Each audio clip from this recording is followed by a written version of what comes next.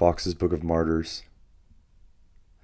When one recollects that until the appearance of the Pilgrim's Progress, the common people had almost no other reading matter except the Bible and Foxe's Book of Martyrs, we can understand the deep impression that this book produced and how it served to mold the national character. Those who could read for themselves learned the full details of all the atrocities performed on the Protestant reformers. The illiterate could see the rude illustrations of the various instruments of torture, the rack, the gridiron, the boiling oil, and then the holy ones breathing out their souls amid the flames. Take a people just awakening to a new intellectual and religious life. Let several generations of them, from childhood to old age, pore over such a book, and its stories become traditions as individual and almost as potent as songs and customs on a nation's life. Douglas Campbell, The Puritan in Holland, England, and America. If we divest the book of its accidental character of feud between churches, it stands, in the first years of Elizabeth's reign, a monument that marks the growing strength of a desire for spiritual freedom, defiance of those forms that seek to stifle conscience and fetter thought. Henry Morley, English Writers. After the Bible itself, no book so profoundly influenced early Protestant sentiment as the Book of Martyrs. Even in our own time, it is still a living force. It is more than a record of persecution. It is an arsenal of controversy, a storehouse of romance, as well as a source of edification. James Miller Dodds, English Prose.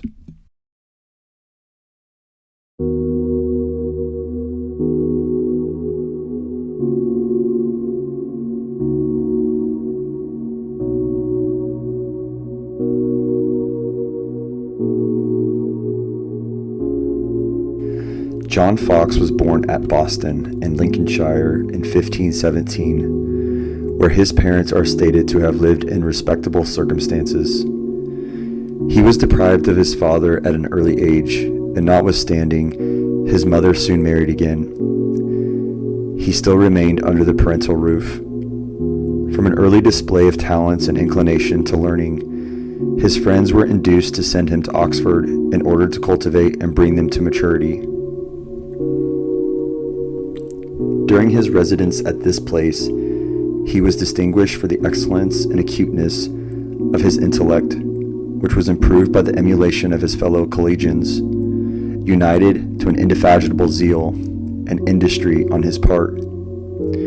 These qualities soon gained him the admiration of all, and as a reward for his exertions and amiable conduct, he was chosen Fellow of Magdalen College, which was accounted a great honor in the university, and seldom bestowed unless in cases of great distinction.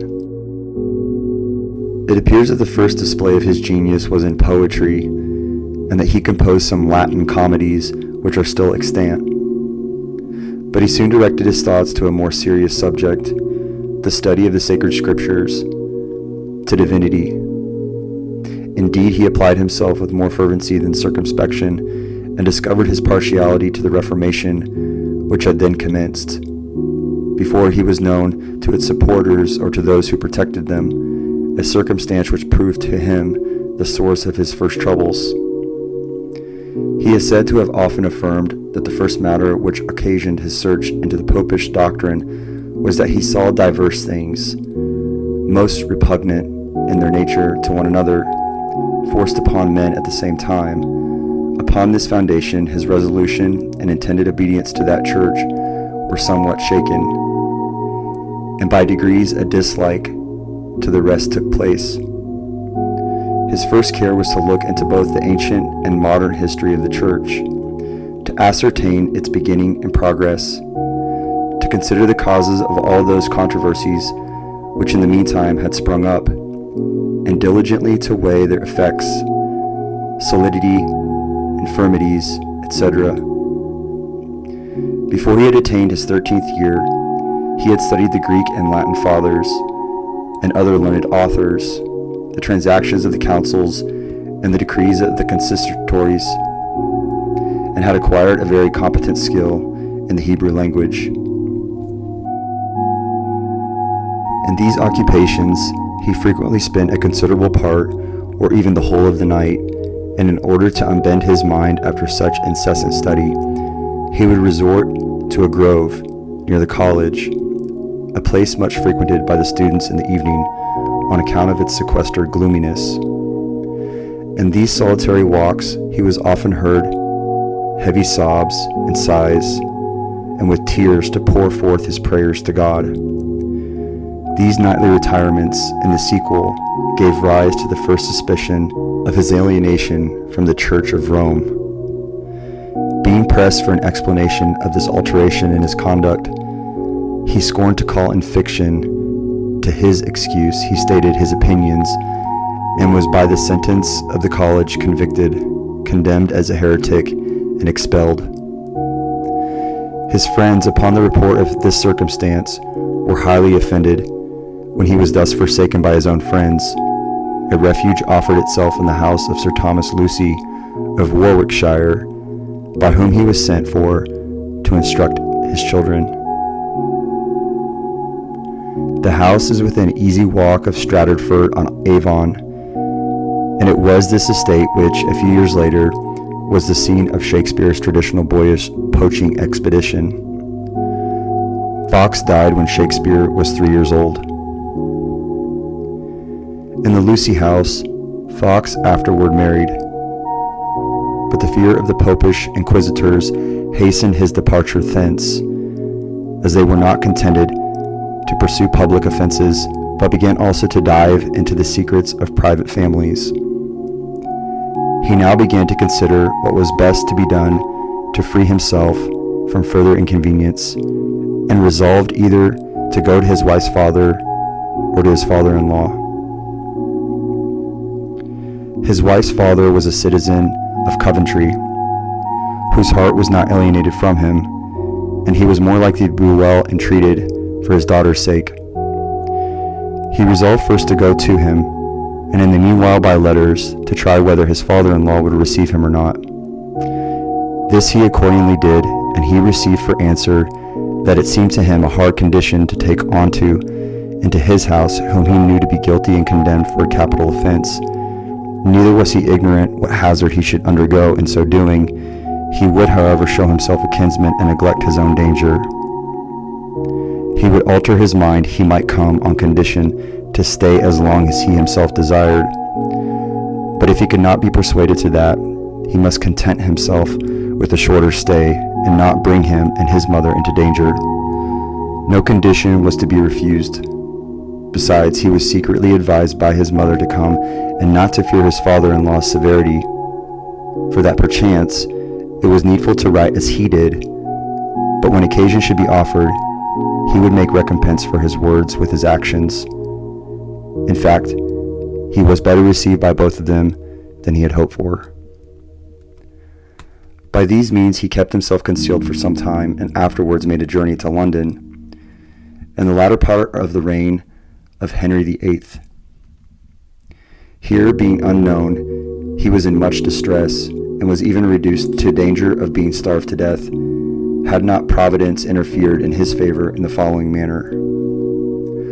One day, as Mr. Foxe was sitting in St. Paul's Church, exhausted with long fasting, a stranger took a seat by his side, and courteously saluted him, thrust a sum of money into his hand, and bade him cheer up his spirits, at the same time informing him that in a few days new prospects would present themselves for his future subsistence.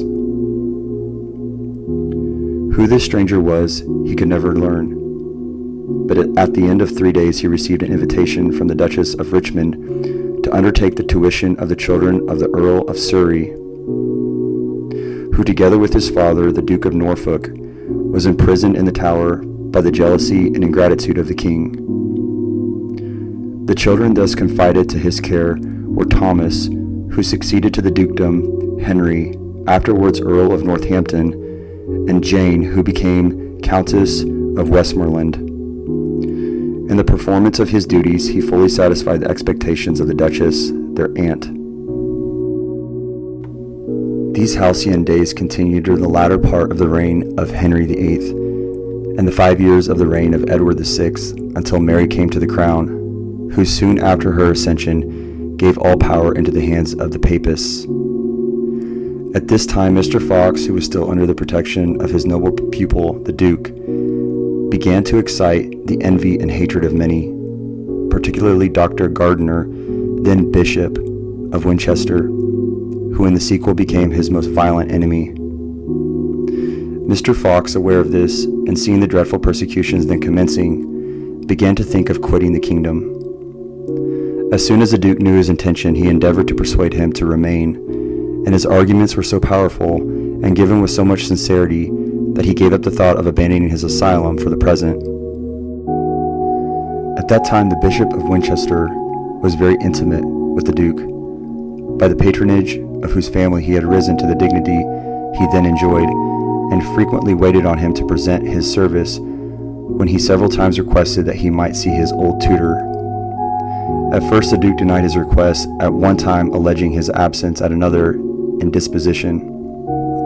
At length it happened that Mr. Foxe, not knowing the bishop was in the house, entered the room where the Duke and he were in discourse, and seeing the bishop withdrew. Gardiner asked who it was. The Duke answered that he was his physician, who was somewhat uncourtly, as being new come from the university. "I like his countenance and aspect very well," replied the bishop, "and when occasion offers, I will send for him." The Duke understood that speech as the messenger of some approaching danger, and now himself thought it high time for Mr. Foxe to quit the city and even the country. He accordingly caused everything necessary for his flight to be provided in silence, by sending one of his servants to Ipswich to hire a bark and prepare all the requisites for his departure. He also fixed on the house of one of his servants, who was a former, where he might lodge until the wind became favorable, and everything being in readiness, Mr. Foxe took leave of his noble patron, and with his wife, who was pregnant at the time, secretly departed for the ship. The vessel was scarcely under sail when a most violent storm came on, which lasted all day and night, and the next day drove them back to the port from which they had departed. During the time that the vessel had been at sea, an officer dispatched by the Bishop of Winchester had broken open the house of the farmer with a warrant to apprehend Mr. Foxe wherever he might be found, and bring him back to the city.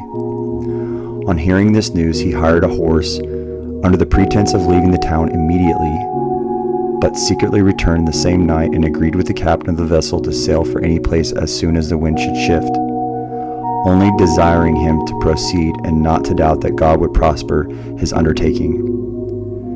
The mariner suffered himself to be persuaded, and within 2 days landed his passengers in safety at Newport. After spending a few days in that place, Mr. Foxe set out for Basel, where he found a number of English refugees who had quitted their country to avoid the cruelty of the persecutors, which these he associated, and began to write his History of the Acts and Monuments of the Church, which was first published in Latin at Basel in 1554 and in English in 1563. In the meantime, the Reformed religion began again to flourish in England, and the Popish faction much to decline by the death of Queen Mary, which induced the greater number of the Protestant exiles to return to their native country. Among others, on the accession of Elizabeth to the throne, Mr. Foxe returned to England, where on his arrival he found a faithful and active friend in his late pupil, the Duke of Norfolk, until death deprived him of his benefactor, after which event Mr. Foxe inherited a pension bequeathed to him by the Duke and ratified by his son, the Earl of Suffolk. Nor did the good man's success stop here. On being recommended to the Queen by her Secretary of State, the Great Cecil, Her Majesty, granted him the prebendary of Shipton and the Cathedral of Salisbury, which was in a manner forced upon him, for it was with difficulty that he could be persuaded to accept it. On his resettlement in England, he employed himself in revising and enlarging his admirable Martyrology. With prodigious pains and constant study, he completed that celebrated work in 11 years. For the sake of greater correctness, he wrote every line of this vast book with his own hand, and transcribed all the records and papers himself. But in consequence of such excessive toil, leaving no part of his time free from study, nor affording himself either the repose or recreation which nature required, his health was so reduced, and his person became so emaciated and altered, that such of his friends and relations as only conversed with him occasionally could scarcely recognize his person. Yet though he grew daily more exhausted, he proceeded in his studies as briskly as ever, nor would he be persuaded to diminish his accustomed labors. The papists, foreseeing how detrimental his history of their errors and cruelties would prove to their cause, had recourse to every artifice to lessen the reputation of his work, but their malice was of signal service both to Mr. Foxe himself and to the Church of God at large, as it eventually made his book more intrinsically valuable by inducing him to weigh with the most scrupulous attention the certainty of the facts which he recorded and the validity of the authorities from which he drew his information. But while he was thus indefatigably employed in promoting the cause of truth, he did not neglect the other duties of his station. He was charitable, humane, and attentive to the wants, both spiritual and temporal, of his neighbors. With the view of being more extensively useful, although he had no desire to cultivate the acquaintance of the rich and great on his account, he did not decline the friendship of those in a higher rank who proffered it, and never failed to employ his influence with them in behalf of the poor and needy. In consequence of his well-known probity and charity, he was frequently presented with sums of money by persons possessed of wealth, which he accepted and distributed among those who were distressed. He would also occasionally attend the table of his friends, not so much for the sake of pleasure as from civility, and to convince them that his absence was not occasioned by a fear of being exposed to the temptations of appetite. In short, his character as a man and as a Christian was without reproach. Although the recent recollection of the persecutions under Bloody Mary gave bitterness to his pen, it is singular to note that he was personally the most conciliatory of men, and that while he heartily disowned the Roman Church in which he was born, he was one of the first to attempt the concord of the Protestant brethren. In fact, he was a veritable apostle of toleration. When the plague of pestilence broke out in England in 1563, and many forsook their duties, Foxe remained at his post, assisting the friendliness and acting as the almsgiver of the rich. It was said of him that he could never refuse help to anyone who asked it in the name of Christ. Tolerant and large-hearted, he exerted his influence with Queen Elizabeth to confirm her attention to no longer keep up the cruel practice of putting to death those of opposing religious convictions. The Queen held him in respect and referred to him as our Father Foxe. Mr. Foxe had a joy in the fruits of his work while he was yet alive. It passed through 4 large editions before his decease, and it was ordered by the bishops to be placed in every cathedral church in England, where it was often found chained, as the Bible was in those days, to a lectern for the access of the people.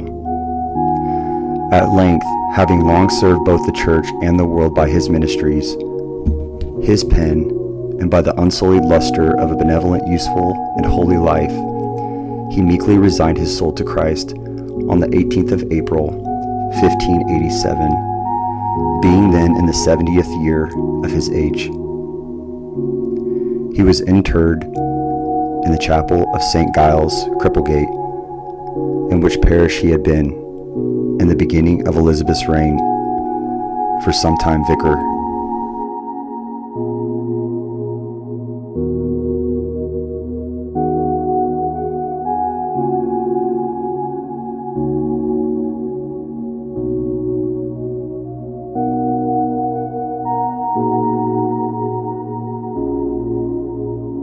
you.